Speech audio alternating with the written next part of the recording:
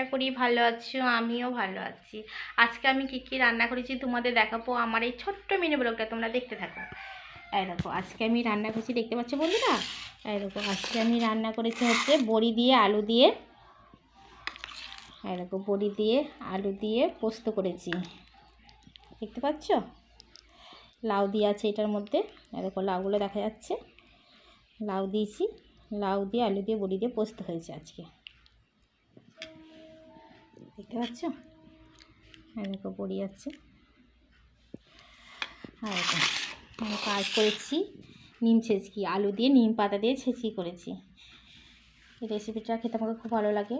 এই রেসিপিটা দিয়েই ভাত খেয়ে নেবো, নিম পাতা দিয়েই, আর কিছু চাই না। নিম পাতা খেতে খুব ভালো লাগে আমার। নিম পাতা ভাজা করেছি ছেঁচকি।